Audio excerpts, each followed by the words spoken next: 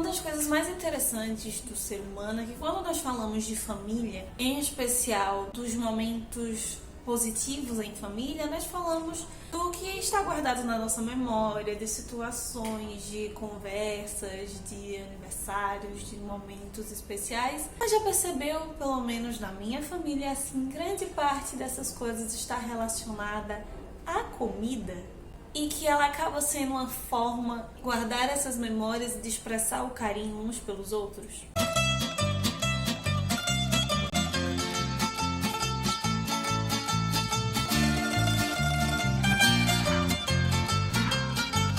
Temos para hoje Sanchos e Dulcineias. Eu sou a Larissa Bertolino e você está no Uma Garota Quixotesca. Dia 25 agora desse mês nós comemoramos o Dia do Imigrante. E aqui no Brasil nós temos uma história bem diversificada sobre imigração.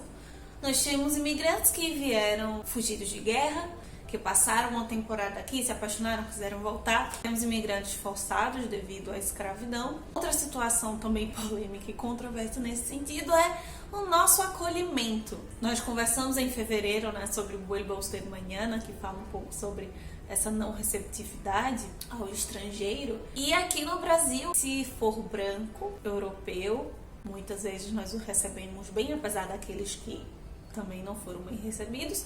Se são latinos, se são asiáticos, se são do Oriente Médio, às vezes essa receptividade não é a mesma. Mas ainda assim, isso não é um quadro totalizante, né? Nós somos considerados um povo muito acolhedor e parte disso vem justamente por essa miscigenação. Temos pessoas mesmo que em gerações passadas passaram por essa mesma necessidade de acolhimento. E todos esses coletivos de pessoas diversas ajudam a engrossar o nosso suco antropofágico aqui no Brasil. E parte dessa contribuição à nossa antropofagia, apesar do nome já se referir a um ato de refeição, é através da comida. Grande parte dos nossos pratos típicos brasileiros, alguns inclusive que se tornaram patrimônios imateriais, são alimentos que vieram desses outros países ou ingredientes estrangeiros que juntos com os nossos formaram algo tipicamente brasileiro, mas com referências da Europa, do Oriente, da África, nossas diversas etnias indígenas aqui no Brasil.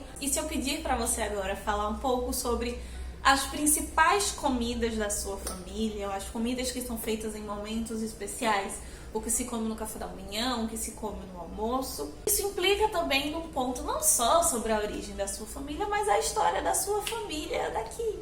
Seja um prato de tapioca, um prato de cuscuz, se é macaxeira ou aipim, ou se é um simples prato de feijão, arroz, carne. Isso também tem um processo de história, né? Tem um processo de memória afetiva e familiar, porque parte do nosso cuidado aos outros nós transferimos pela comida. Essa é a pegada, é a ideia da autora do livro de hoje, a Valentina Cares. Ela é uma chefe de cozinha.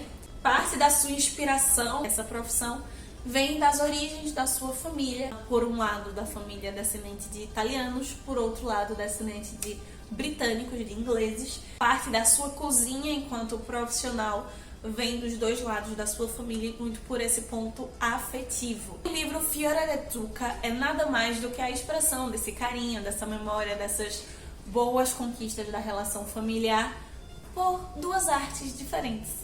A arte da gastronomia e a arte da literatura, da contação de histórias. Cada capítulo do livro vai ser dedicado a um segmento específico da sua família, a família paterna ou materna, ou pessoas que não têm relação sanguínea com a Valentina, mas estabeleceram uma relação familiar ali no seu seio. Parte dessa demonstração de amizade, de carinho, também vem pela cozinha. Aqui nós vamos não simplesmente conhecer a comida da Valentina, conhecer a comida dos Sforza, da Fiammetta, do Beppino, do Carlo, de outra Valentina e as suas histórias. Para você que gosta de história, tanto história do ponto de vista individual, das histórias narrativas individuais, como história da humanidade, esse livro vai contar partes do czarismo na Rússia, Primeira Guerra, Segunda Guerra, imigração nos Estados Unidos, crises na Inglaterra, a Firenze do Leonardo da Vinci e do Michelangelo, as relações polêmicas da Inglaterra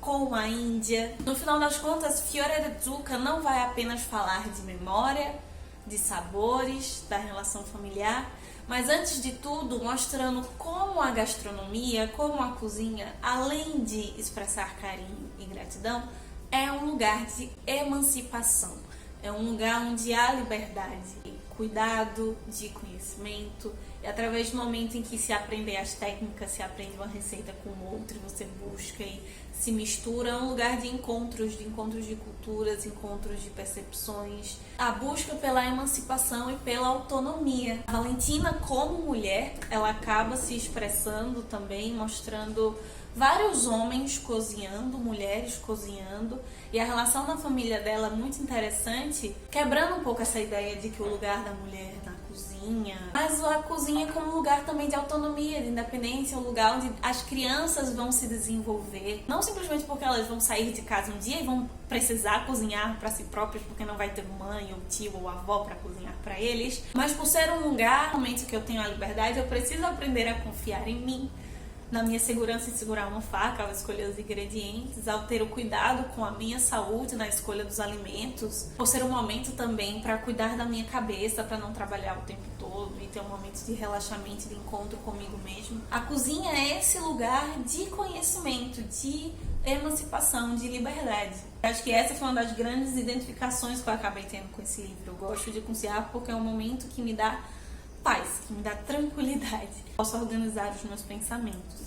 E o outro ponto, talvez, de emancipação, de liberdade que a Valentina vai apresentar aqui é por esse processo do imigrante, do estrangeiro. Por mais que a família da mãe dela seja italiana e do pai sejam britânicos, sempre eles vão estar em um lugar diferente, sempre eles vão estar num país diferente. A própria Valentina, sendo italiana, nos escreve dos Estados Unidos. A cozinha acaba sendo esse processo não só de resgatar o seu país, as memórias desse seu lugar de conforto, de afeto, mas de sentir segurança e autonomia em meio a tantas inseguranças que a situação de imigrante pode causar. Uma dessas metáforas que ela acaba construindo, e talvez uma das mais legais dentro do livro, é quebrar a ideia de que na Itália só existe massa, macarrão, penne, ravioli, mostrando como a própria massa também é um processo de emancipação, porque faz parte dessa comida simples que os imigrantes levaram ao redor do mundo, que é consequência da Batalha do Trigo, uma das implicações econômicas de agronegócio que o Mussolini implementou na Itália, especialmente sobre a produção de trigo, de centeio,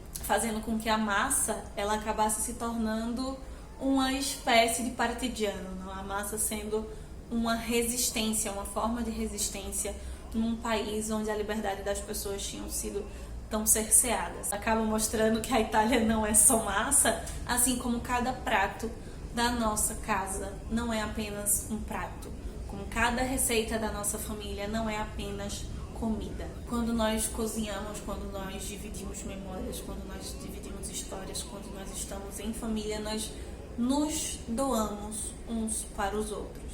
Talvez essa experiência da quarentena que nós tivemos e alguns de nós continuam tendo, nos fizeram resgatar essa ideia, essa memória. Porque nós estamos nos preocupando com a nutrição, com a saúde do outro, a felicidade, o sentimento de prazer. E acaba sendo uma forma de dizer eu te amo para quem é imprescindível na sua vida. Então é isso, Sanches e Dulcinéias. Essa é a nossa resenha do Fiore de Zucca, esse livrinho que tem história, tem narrativa, tem literatura e tem muita receita deliciosa aqui no canal. E por falar nisso, expressa esse carinho, comenta aqui embaixo quais são os pratos favoritos da sua família, mesmo que você não saiba a origem da sua família, de onde veio isso. Aquele prato que você sabe que não tem apenas ingredientes da cozinha, mas tem muito amor, muito carinho, muito afeto e muita memória envolvida. Comenta aqui embaixo.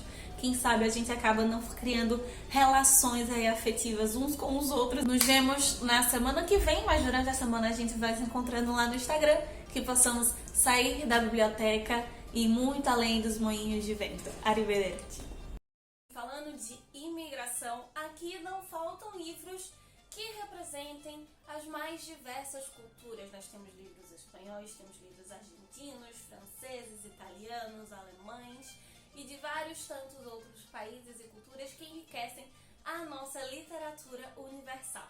Você pode assistir aquele com o qual você se identifica mais ou até mesmo da região de onde a sua família também é originária. Vamos lá? Estou te esperando no vídeo que você escolher.